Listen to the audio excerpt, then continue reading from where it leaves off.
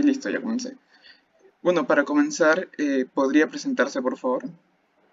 Ok, mi nombre es Gonzalo Eduardo Sevillano Gainza. Soy ingeniero mecánico de profesión. Actualmente trabajo como gerente de base operativa de región andina en la empresa GIE Group en Perú. Eh, ¿Cuántos años lleva desempeñando su cargo? Ok, este cargo lo vengo desempeñando desde febrero del 2024. Antes de eso estuve como gerente de proyectos por aproximadamente 7 años.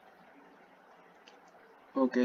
¿Y cuál es el sector o industria donde opera dicha empresa? La empresa se encarga de realizar proyectos de ingeniería enfocada en gestión de activos. El sector es el de petróleo y gas. Ok. ¿Podría comentarnos brevemente sobre su experiencia dentro del campo de la gestión de operaciones? Sí, bueno, en realidad nuestra empresa es una empresa que se encarga de brindar servicios, ¿sí? Estos servicios se brindan a través de proyectos.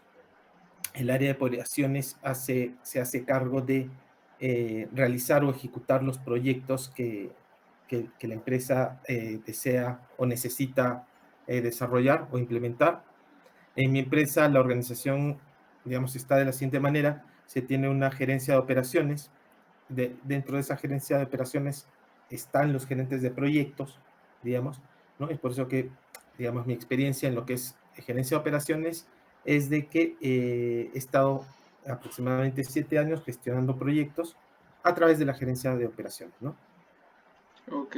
¿Y podría explicarnos cuál es la diferencia entre un gerente de operaciones y un gerente de proyectos? Ok, el gerente de proyectos tiene objetivos específicos que están alineados a cumplir con los objetivos del proyecto mismo, ¿sí? El gerente de operaciones es parte de una gerencia funcional donde va a manejar, digamos, un conjunto o un grupo de personas que se encargan de poder dar soporte a los gerentes de proyectos para el desarrollo de los entregables mismos, ¿sí? Es decir, cada vez que nace un proyecto, el gerente de proyectos arma un grupo.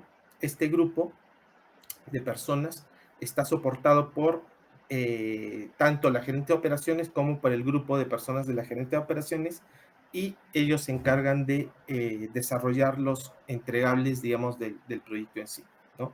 Entonces, es como que el grupo de gerencia de operaciones o los miembros o los colaboradores, mejor dicho, que están dentro de esta gerencia de operaciones, muchas veces siguen los objetivos tanto del proyecto, pero también con un marco basado en todas las operaciones de la empresa, ¿no?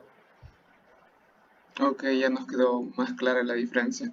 Entonces, siendo así, la siguiente pregunta es, ¿cómo asegura usted que las operaciones de su empresa estén alineadas con los objetivos estratégicos generales? Ok, en nuestra empresa hay un plan estratégico general, ¿sí? Cada año este plan se revisa, ¿sí? Con las diferentes gerencias.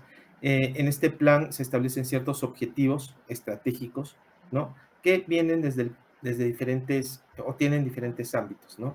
Es decir, objetivos comerciales, objetivos operativos, objetivos de finanzas, por ejemplo, ¿no? Objetivos también en recursos humanos. ¿Sí? Cuando se trazan, digamos, estos objetivos, ¿sí? La idea es de que cada gerencia pueda establecer ciertos planes, ¿no? Y un esquema táctico que cumpla, digamos, con los objetivos que se han trazado, ¿no? Esto es más o menos la forma en la que trabajamos, ¿sí? Una vez al año estos objetivos se realizan, se revisan, ¿sí? Se establecen y se crea, digamos, este esquema táctico donde se manejan ciertos indicadores, ¿sí? Que van a ir midiendo, digamos, el progreso de los planes que nosotros vamos a desarrollar en cumplimiento de esos objetivos, ¿no? Claro. Una consulta, y en este Sí. caso, ¿quiénes serían las personas a cargo de la revisión de dichos objetivos? ¿La misma gerencia? Ok, claro. Cada gerencia tiene sus objetivos propios, ¿sí? Y maneja sus propios indicadores. Hay un área que es planificación estratégica, ¿sí? Que es parte o que reporta directamente al CEO, de la compañía, ¿sí? Y esta área se encarga de revisar y compilar, digamos, toda la información para definir, digamos, los indicadores, es decir, para hacer los reportes, ¿no? Cada cierto tiempo del cumplimiento de estos indicadores. En nuestro caso, esto se hace cada 3 meses, ¿sí? Es decir, hay 4 revisiones al año, ¿no? Trimestralmente. Es decir, se hace un cierre, por ejemplo, en Q3 y se revisa toda la información, ¿no? Esta área de planificación estratégica, ¿no? Compila toda la información y empieza a definir, digamos, cuáles son los indicadores para este mes y se hace una comparación que cuáles los indicadores objetivos y, digamos, se determina cualquier desvío que pueda haber, ¿no? En función de eso se generan, si se encuentran desvíos, se generan los planes de acciones correctivas para poder, digamos, disminuir esos desvíos, ¿no? Claro, muy importante hoy en día el uso de las métricas, estos indicadores o la forma de cuantificar, ¿no? En este Sí, caso el correcto. progreso o de lo que se necesite. Bien, como siguiente pregunta tenemos, ¿qué métodos utiliza usted como gerente de base operativa para anticipar y adaptarse a los cambios del mercado o cambios de la industria? Ok. Los métodos que nosotros utilizamos hacemos diferentes análisis, ¿sí? Como análisis del mercado, análisis de la competencia, se hace siempre un análisis FODA, ¿no? Que es por lo que se parte, ¿sí? Con estos análisis que también se hacen cada trimestre, ¿no? Elaboramos diferentes planes que nos ayuden, digamos, a adaptarnos a las nuevas, al entorno, en realidad, que se va presentando, ¿no? Hay diferentes áreas, es decir, no solamente, digamos, si yo soy el gerente, digamos, de la base operativa, ¿no? Yo cruzo información con diferentes áreas o con diferentes gerencias, ¿no? Hay una gerencia comercial, hay una gerencia de personas y cultura, hay una gerencia de marketing, ¿sí? Cada una de estas gerencias se encargan de hacer, digamos, estos análisis, ¿sí? Y me envían reportes a mí para ver, digamos, cómo en el área región andina, que es la que yo manejo, digamos, se estén presentando, digamos, estos cambios en el entorno para hacer los ajustes necesarios, ¿no? Claro, ya que estamos mencionando ese tema, ¿podría describirnos usted qué cambios significativos ha notado en los últimos años?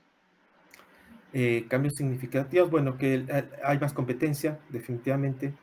¿Por qué? Porque el mundo es más globalizado. Hay empresas que antes, usualmente, digamos que usualmente uno competía con empresas más locales o compañías más Ujú. locales, pero ahora, digamos, la competencia puede venir de distintas partes del mundo, ¿no? En este mundo más globalizado.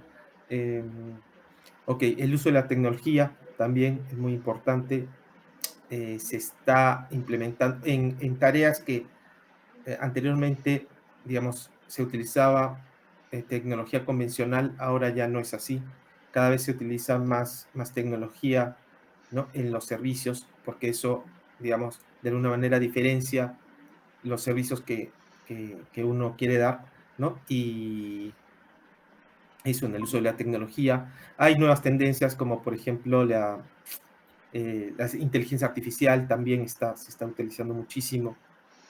Y eso es lo que te podría comentar, Fabricio. Claro, hoy en día que hablamos de la industria 4.0, la inteligencia artificial, claro.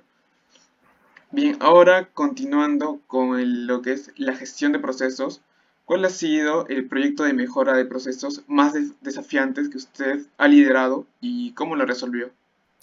Mira, el proceso de mejora de procesos, sí, más desafiante ha sido o ha tenido que ver con lo que es la gestión de proyectos en sí, ¿no? Porque la gestión de proyectos, digamos, también necesita ciertos estándares y procesos, sobre todo para las empresas que se encargan de brindar servicios y que tienen una estructura proyectizada como la nuestra, ¿no?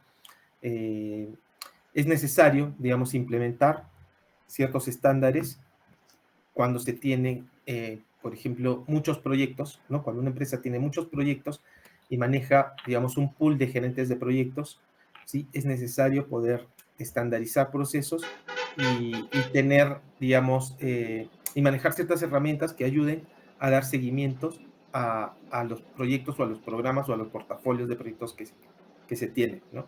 Entonces, ese ha sido, digamos, el desafío más importante porque hemos tenido que identificar los procesos que se ajustan al tipo de proyectos que nosotros hacemos. No todos los proyectos son iguales. Hay proyectos los proyectos que nosotros realizamos, por ejemplo, son proyectos entre medianos, digamos, en envergadura y de corto plazo usualmente, ¿no? Son proyectos que duran 3 meses, 4 meses, no son proyectos largos, tienen sus particularidades, son proyectos que requieren mucha interacción con los usuarios y necesitan mucho grado de especialización, es decir, necesitamos que el personal que desarrolla estos proyectos esté muy capacitado en temas técnicos y especiales, ¿no? Por así decirlo. Entonces, esa ha sido, digamos, la tarea más importante en mejora de procesos, ¿no? Porque hemos tenido que identificar qué procesos son los que aplican mejor para la gestión de proyectos.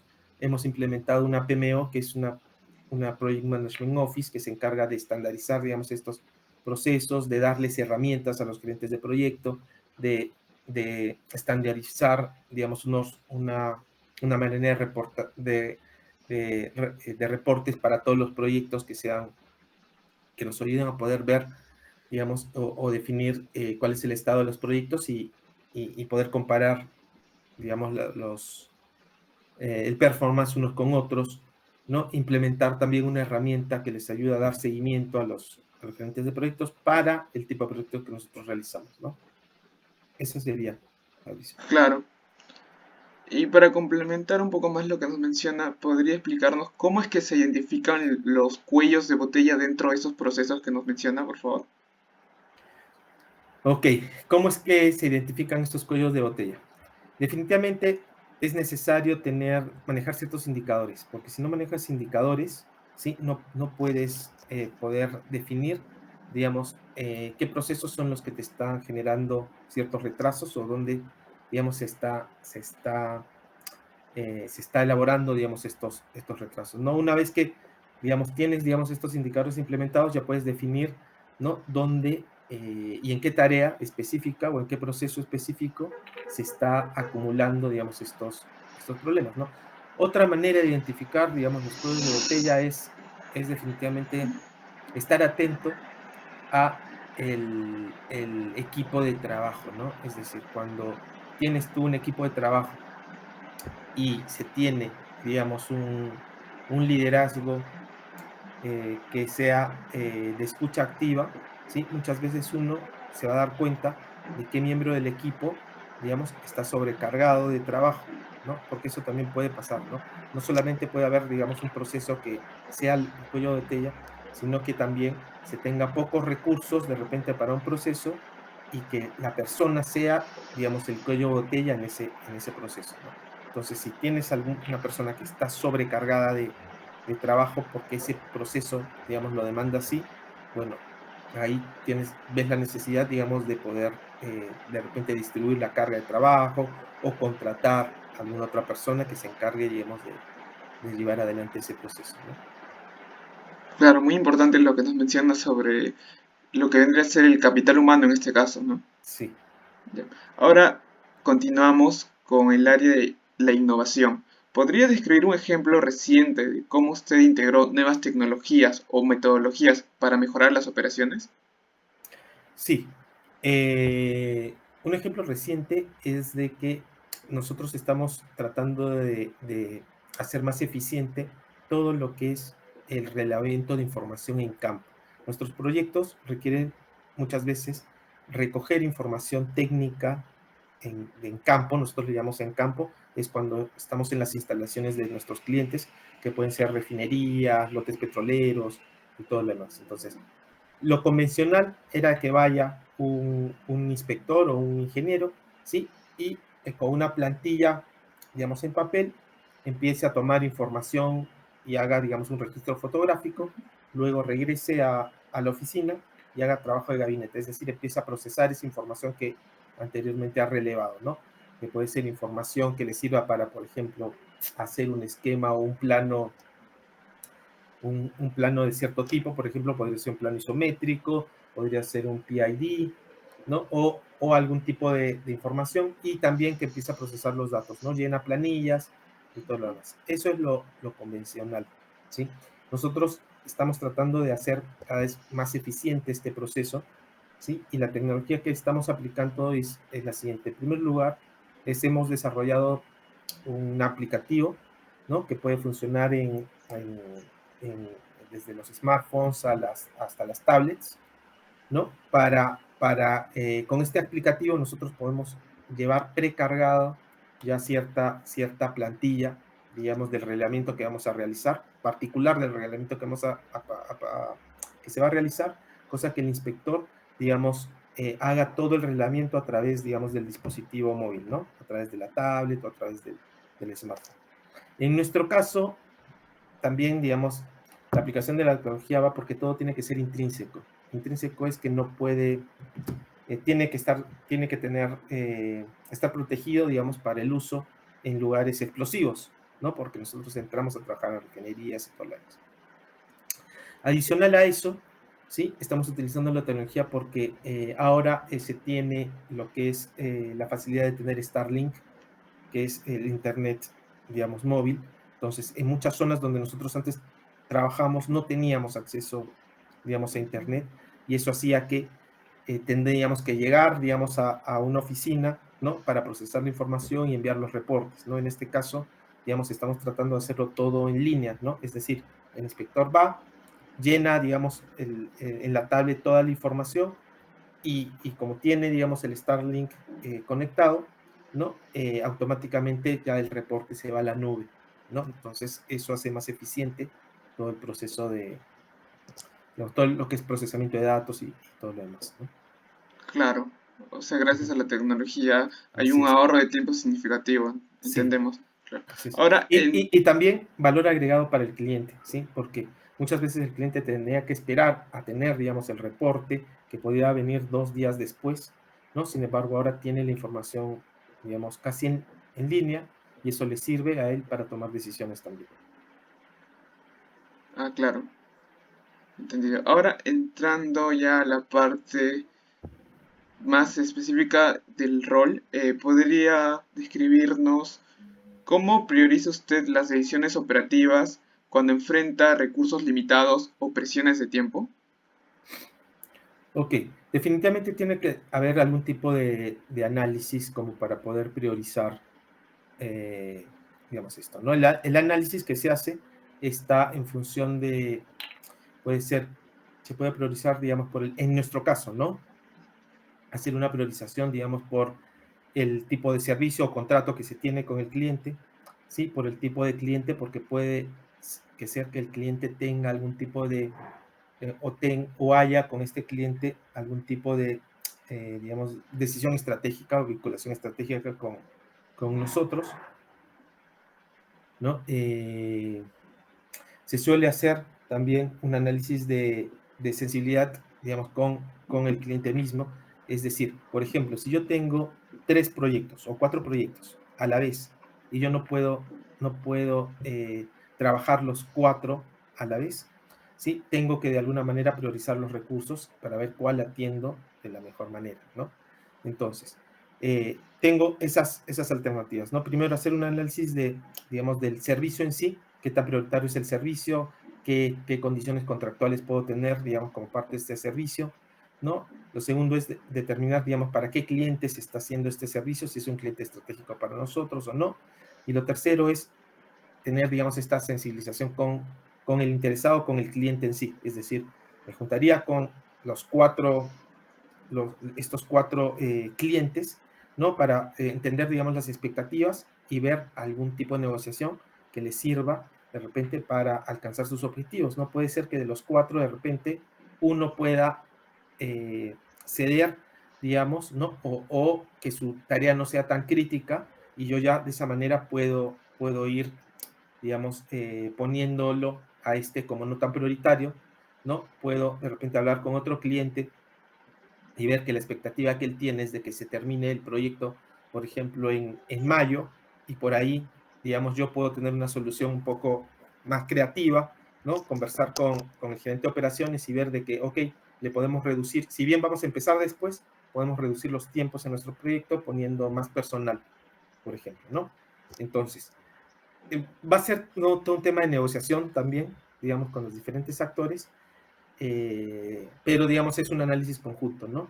Entre, digamos, la importancia del contrato que se tenga, el tipo de cliente, si es un cliente estratégico o no, sí, y esta sensibilidad, digamos, al escuchar o interactuar con los diferentes clientes para determinar qué expectativas tiene y en función de eso hacer un plan que se acomode, ¿no?, a estas expectativas. Claro. Continuando con otra pregunta referente al liderazgo y la toma de decisiones, ¿cómo maneja usted la resistencia al cambio entre su equipo al implementar nuevas estrategias? Ok, lo primero es identificar, ¿sí?, qué miembros del equipo, digamos, muestran esa resistencia al cambio, ¿sí? Lo segundo es buscar alguna estrategia específica, ¿no?, para ese grupo de personas o de repente para los diferentes interesados que tengan esta resistencia al cambio. Entre ellas está, por ejemplo, establecer un sentido de urgencia al, al, eh, a la estrategia en sí, es decir, si es que no se explica correctamente cuáles son los objetivos o qué se está buscando con este cambio, ¿no?, la resistencia, digamos, es muy probable que siga, ¿no? Entonces buscamos alguna estrategia para dar ese sentido de urgencia, ¿no? Indicarles por qué es importante este cambio, cómo va a afectar o cómo va a impactar a la organización, que, que ellos, digamos, puedan adaptarse a este cambio, ¿no? Lo tercero es tratar de mantener una visión clara y objetivos claros acerca de la estrategia, ¿no? Y eso, básicamente, Patricio. Claro. Ya que hemos mencionado al entorno de trabajo, en este caso a un equipo, entrando a tallar lo que es la gestión del talento, ¿qué prácticas implementa usted para desarrollar y retener talento que usted considera valioso dentro de su equipo de operaciones? Bueno, lo primero que es parte de la política de la empresa, es identificar el talento, ¿no? Entonces, para eso se tiene ya implementado, digamos, un proceso de evaluación del personal, ¿no? Donde los diferentes actores evalúan o diferentes partes evalúan al personal dependiendo de la interacción que éste tenga con diferentes áreas, ¿sí? Y en función de eso se establece, digamos, o se identifica al personal clave, ¿no?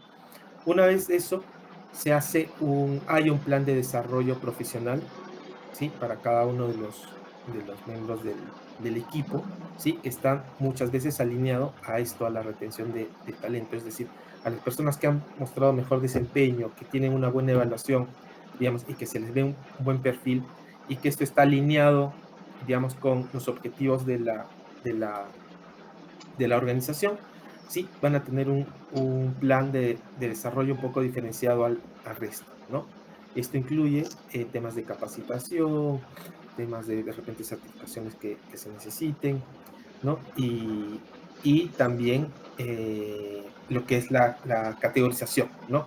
En la empresa se maneja, digamos, ciertos niveles, sí, jerárquicos, ¿no? Para acceder, digamos, a cada nivel se han establecido ciertas características que se deben de cumplir en función de la experiencia, en función de los resultados de, de las evaluaciones, en función de conocimiento, y eso hace que las personas se vean motivadas, interesadas, digamos, a poder ir avanzando porque ven una línea de carrera, digamos, alineada a lo que ellos quieren, ¿no? Claro. Y en este caso, ¿podría explicarnos un poquito más a detalle cómo es que se motiva al equipo para que se mantenga enfocado en el cumplimiento de los objetivos operativos?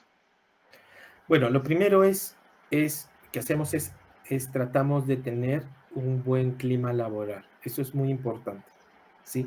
Porque si no hay un buen clima laboral, por más que, o sea, es lo que pensamos nosotros, ¿no? Por más que pongas algún tipo de reconocimiento, ¿no? Eso no va a servir, digamos, para motivar al personal. Va a ser algo muy efímero o algo que no va no va a impactar mucho, digamos, en sus decisiones, ¿no?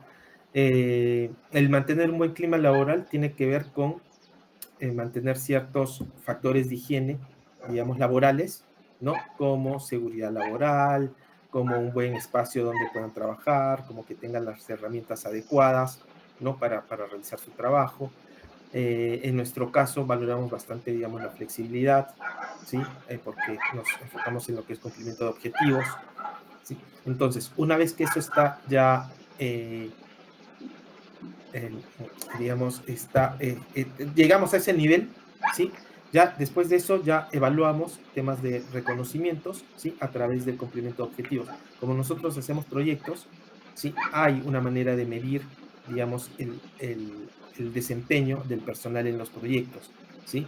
Entonces, en función de eso, se ha establecido una estrategia, digamos, de reconocimiento en función del desempeño del personal en los proyectos, ¿no? Entonces, si es que alguien de repente tiene un desempeño muy bueno en algún proyecto, ¿sí? Se le hace algún tipo de reconocimiento. Y este reconocimiento puede ser simplemente un reconocimiento, digamos, laboral, que es transversal en toda la organización, es decir, se hace una publicación acerca del reconocimiento por esta persona por haber cumplido con tal, y muchas veces esto también tiene algún tipo de beneficio económico, sí, también. Claro. Ahora, entrando al eje temático del manejo de crisis, ¿podría por favor usted compartir un ejemplo de una crisis operativa significativa que haya afrontado y cómo usted lideró la resolución? Ok, una crisis significativa. Eh, ok, bueno, a ver, la que se me viene a la mente es de que requeríamos, ¿sí? Empezar un proyecto, y para este proyecto se requería, digamos, ciertos perfiles, y tuvimos algunos problemas con conseguirlos de manera local, ¿sí? Es decir, teníamos algunas personas o sea, que eran miembros del equipo que lamentablemente no podían atender ese proyecto en ese momento, ¿sí? Lo que se hizo fue establecer un mecanismo para que el cliente pueda aceptar eh, que traigamos personal de otros países para que puedan trabajar, ya que nosotros somos una corporación y la idea, digamos, de ser una corporación es que esta sea una fortaleza, ¿no? Es decir, en la medida que nosotros tengamos alguna necesidad, que la corporación pueda, digamos, cubrir esa necesidad, ¿sí? Entonces, es lo último que recuerdo. Lo que hicimos fue en ese tipo de contrato específico no detallaba, digamos, o mejor dicho, no permitía contratación de personal extranjero, ¿sí? Entonces tuvimos que hacer una gestión, conversar con el administrador de contrato, ¿no? Plantearle, digamos, la situación y los beneficios también que tendría de tener, digamos, al personal que es parte de la corporación, pero que está en otras unidades de negocio, y se hizo una adenda por la cual nos permitió, digamos, poder cubrir, digamos, con este personal y hacer el proyecto, digamos, en el tiempo adecuado, ¿no? Entonces, para resumir, digamos, aquí la estrategia fue un poco de negociar con el cliente para que, digamos, establecer un escenario que sea de ganar-ganar, ¿no? Es decir, ustedes ganan porque vamos a poder hacer el trabajo en tiempo y forma, ¿sí? Nosotros ganamos porque nos van a permitir utilizar este personal, y no, digamos, vamos a tener que recurrir de repente a contrataciones que aumentan el riesgo de repente, porque es personal que recién está entrando a la empresa y de repente no se le conoce muy bien, ¿no? Claro. Y ya que estamos hablando sobre este tema, el manejo de crisis, ¿podría explicarnos qué sistemas o procesos tiene usted implementados para minimizar riesgos dentro de las operaciones? Ok, hay dos. Uno es como parte, digamos, de la sede en sí. Tenemos una matriz de identificación de riesgos, ¿sí? De la sede en sí. ¿No? En esta matriz se identifican, digamos, los riesgos generales de la sede en distintos aspectos, que pueden ser aspectos comerciales, financieros, legales, ¿sí? Y esta matriz, el seguimiento lo hace o el seguimiento o el cumplimiento de, digamos, una vez que nosotros identificamos los riesgos, se hace una evaluación de estos riesgos y se determina cuáles son los riesgos, digamos, altos, medios o bajos, ¿sí? Y se hace un plan de mitigación para estos riesgos, ¿sí? El seguimiento lo hace el SGI, que es nuestro sistema de gestión integrado, ¿sí? Es decir, hay un área que cada cierto tiempo, esto es 4 veces al año, igual cada trimestre, hace un corte, digamos, y evalúa el progreso y hacemos una nueva identificación de riesgos, ¿no? Para ver si es que los riesgos que hemos identificado, digamos, han sido mitigados o si se tiene que establecer alguna otra medida de acción para ello, ¿no? Eso por un lado. El otro lado es los riesgos en los proyectos, ¿sí? Nosotros hemos implementado que para proyectos con ciertas características es necesario, como parte del proceso, hacer un análisis de riesgos del proyecto específico, ¿no? Entonces se hace un análisis de riesgos, igual, se identifican los riesgos, se analizan los riesgos, se elaboran medidas de mitigación, ¿sí? Y planes de contingencia, ¿no? Para los proyectos. Entonces, esa es la manera en la que, digamos, con la que lidiamos los riesgos, ¿no? Claro. Y ahora continuando con otro eje temático que es muy importante hoy en día, que es el del impacto y sostenibilidad. ¿Cómo incorpora usted principios de sostenibilidad en las operaciones que realizan? Ok, nuestra empresa, digamos, está alineada con, o mejor dicho, tiene implementado un sistema de gestión integrado, ¿no? Que esto es un ISO 19000, un ISO 9001 de calidad, ISO 14000, me parece que es de seguridad, ¿no? Y también ISO 45000, me parece que es de salud en el trabajo, ¿no? Es decir, tiene la trinorma implementada, ¿sí? Y como parte de ello, digamos, se establecen ciertas medidas, digamos, para que se maneje la sostenibilidad en nuestras operaciones. Entonces, el área que maneja, digamos, nuestro sistema de gestión integrado se encarga de que en todos los proyectos se cumplan, digamos, los procedimientos que tengan que ver con lo que es calidad, seguridad, medio ambiente, ¿no? Y salud en el trabajo, ¿sí? Entonces, todas las tareas que nosotros hacemos y los planes que nosotros desarrollamos para hacer las tareas en las instalaciones de los clientes, que es donde está el mayor impacto, se tratan de cumplir, digamos, todas esas normativas. Es decir, si nosotros vamos a hacer un trabajo, por ejemplo, de inspección que requiere ciertos materiales, contaminantes y ciertos, o utilizar ciertos productos de repente que son nocivos para el ambiente, ¿sí? El plan de seguridad específico del proyecto, ¿sí? Cumple con todas las consideraciones para, digamos, para proteger, digamos, el medio ambiente, ¿no? Por así decirlo, ¿no? Entonces, todo esto está alineado a nuestro sistema de gestión integrado, ¿sí? Cada proyecto tiene un responsable digamos, de seguridad, calidad y medio ambiente, que se encargan de identificar, digamos, estos planes específicos o particulares para cada proyecto que realizamos. Claro. Y ahora entrando al temas ya más específicos del rol en cuanto al impacto, ¿de qué manera las decisiones que usted toma como gerente de base operativa influyen directamente dentro de la rentabilidad y el impacto social de la empresa? Ok, las decisiones en realidad yo soy el responsable de la rentabilidad de la empresa en el área que me compete, que es la región andina, ¿no? Es decir, en Perú, Ecuador, Bolivia y Colombia, ¿no? Es donde nosotros tenemos operaciones y la sede está acá en Perú. En realidad yo soy responsable y tengo ciertos objetivos que cumplir, ¿no? Estos objetivos tienen que ver con objetivos financieros también, y por ende, en los proyectos que nosotros desarrollamos, estos tienen que tener cierta rentabilidad para poder cumplir con estos objetivos que a mí se me están poniendo, ¿no?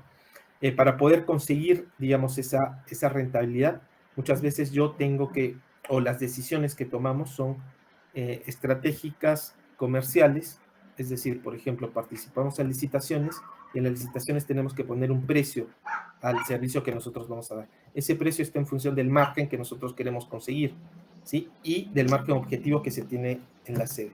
Entonces, eh, la principal decisión es justamente esa, ¿no? Tiene que ver con qué margen le vamos a poner, qué precio vamos a poner, digamos, para poder ganar esta licitación, ¿no? Y eso va a estar en función de el tipo de producto que se tiene, la competencia que se tiene para ese producto en sí, el tipo del cliente al que estamos yendo, ¿no?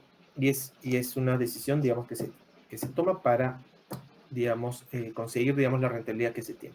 Eso por un lado. Por el otro lado, tenemos el tema de que una vez que nosotros ganamos los proyectos y que se tiene ese margen objetivo, la idea es poder conseguir ese margen objetivo en el proyecto cuando se ejecuta, ¿no?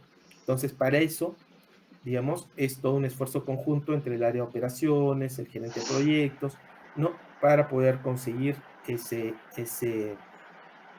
margen, esa rentabilidad.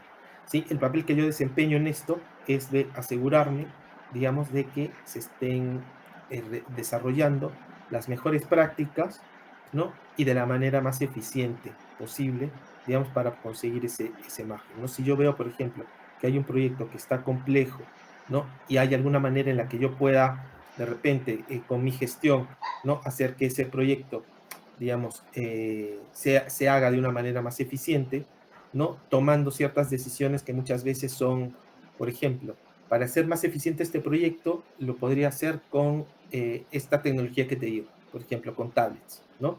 Hay una decisión que, por ejemplo, se tiene la necesidad de comprar estas tablets intrínsecas. Entonces, esa decisión, por ejemplo, la tomo yo, ¿no? ¿No? Por ejemplo, hay que adquirir algún tipo de software de repente para que el proyecto, digamos, se maneje de manera más eficiente. Entonces, esas decisiones, por ejemplo, las tomo yo también, ¿no? Entonces, parte de mis funciones es asegurarme, digamos, conseguir, digamos, el margen comercial que queremos en los servicios que ganamos y también conseguir que como parte de las operaciones, ¿sí? Podamos llegar, digamos, a esa rentabilidad que se tiene, ¿no? De la manera más eficiente. Bien, por último, continuando ya dentro de su perspectiva personal, ¿qué consejo le daría usted a alguien que aspire a ocupar un puesto como el suyo en términos de preparación y mentalidad? Ok. Yo lo que les diría es de que, dependiendo del rubro en el que esté, ¿sí? De que no se apure, por ejemplo, en tomar algún tipo de maestría este tipo de maestrías, por ejemplo, que tienen que ver mucho con, con administración de negocios y todo lo demás, hasta que no esté en un cargo, digamos, en donde pueda implementar esas mejoras, ¿no? Porque lo que yo veo es de que muchas veces alguien sale termina, digamos, sus estudios, ¿sí? Aspira, digamos, a tener una posición gerencial, ¿no?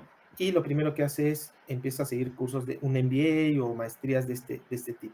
El problema está en que cuando uno sigue este tipo de maestrías, lo importante es poder utilizar lo aprendido, digamos, en la experiencia que lleva día a día, porque si no, digamos, es como que todo ese conocimiento se pierde y uno no lo explota. Yo diría es de que sigan paso a paso, ¿sí? Primero tratando de adquirir ciertas herramientas técnicas que le ayuden, digamos, en su día a día. Luego pueden ir adquiriendo ciertas herramientas ya de habilidades blandas, digamos, como temas de comunicación, liderazgo y todo lo demás.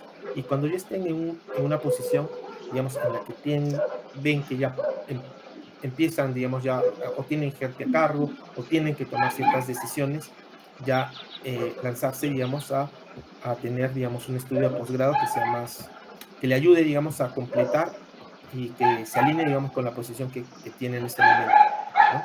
Porque me parece que de esa manera, digamos, es como que le va a dar más valor. Claro, muy importante lo que nos menciona. Bueno, sin nada más que agregar, eso sería todo por parte de nuestra ronda de preguntas correspondientes a la entrevista. Agradecemos el hecho de que se haya tomado el tiempo de respondernos. Nos ayuda bastante y nos será de gran utilidad toda la información que nos ha brindado. Y muchas gracias. Ok, Fabricio, gracias a ustedes, Diego. Un gusto. Gracias, nos vemos. Muchas gracias Gracias, por hasta estar luego. presente. Hasta Chao. luego, ingeniero. Chao. Ya, y ahora. Oye, Le me ha tengo. durado